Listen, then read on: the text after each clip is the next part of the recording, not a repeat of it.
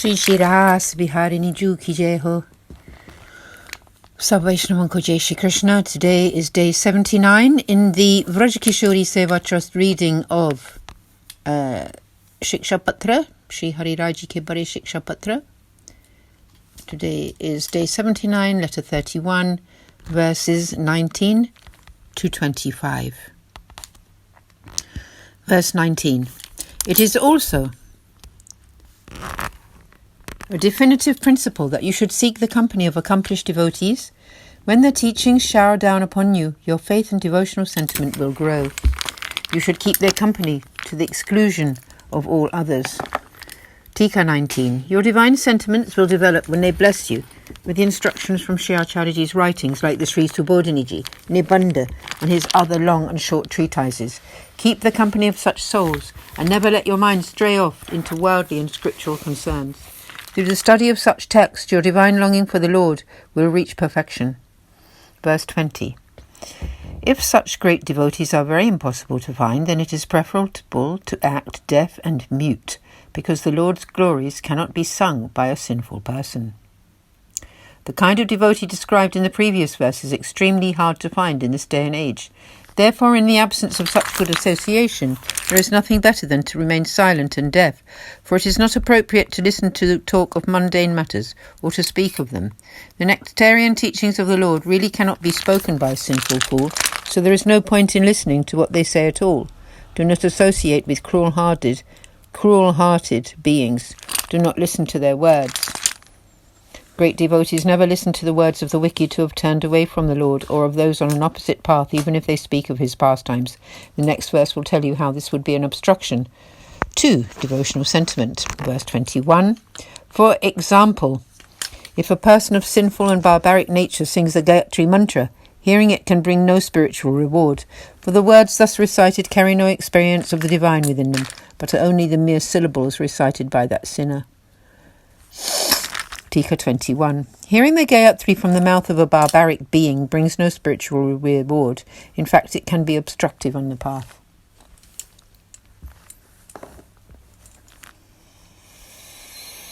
This is because that demonic soul has no spiritual culture, and thus the syllables of the prayer lose their spiritual and divine purport and remain just physical spoken syllables. In the same way, it may be said that hearing the accounts of the pastimes of the Lord from an undevotee also bring no good result, and even contrary results.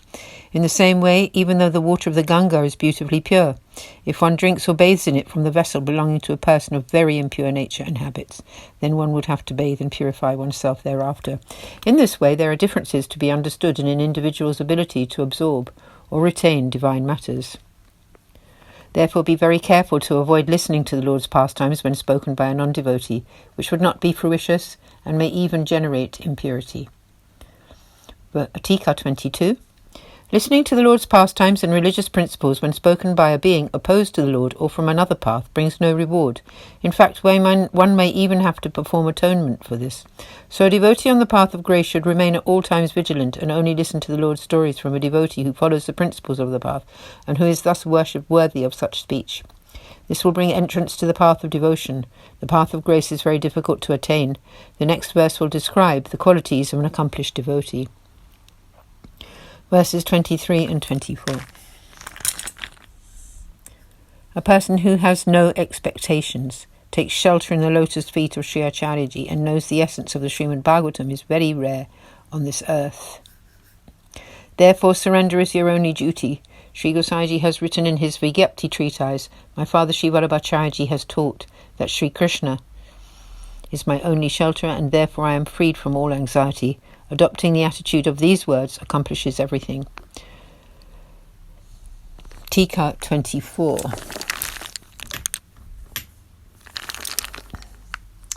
What are the qualities of an accomplished devotee on the path of grace? They have no expectations and their heart is fully content. They want nothing from the world nor from scriptural practice, nor do they desire any of the four types of liberation. They recognize that they are the servants of Sri Krishna alone and do not resort to any other godhead or even any other of the Lord's incarnations. In their heart they have full faith and trust in the lotus feet of Sri Acharyaji and know the essential teachings of his in the Sri Subodhini and Nibandha. If you ever meet such a devotee, you must seek their association. In this age of struggle, it is most difficult to find such a devotee. If you cannot find one, you should not seek other association. If you cannot find such a devotee, then you should continually recite your prayer of dedication, the 8 syllables, Sri Krishna Sharanam Mama, whilst contemplating its meaning and your dedication. This will accomplish everything, but will reach perfection when coupled with surrender to the teachings of Sri Acharyaji regarding such dedication. Sri Gosai has written in his Vigyapti treatise, because my father Sri Acharyaji has revealed this prayer of dedication, we now have no anxiety regarding this world or the next. You should ponder upon such words while surrendering to Sri Acharyaji and introspectively chanting this 8-syllable prayer. Thereby you will achieve everything. Verse 25. Devotees who surrender in this way are soon blessed by Sri Govardhan Naji Sri Krishna, the upholder of the Giriraj mountain, who will reveal himself to them. So when will all of this devotional behaviour described above become a reality? When Sri Krishna showers his grace. He sees those souls surrendered to him and feels them to be his own, and so reveals his form to them. Then and then alone does everything reach perfection.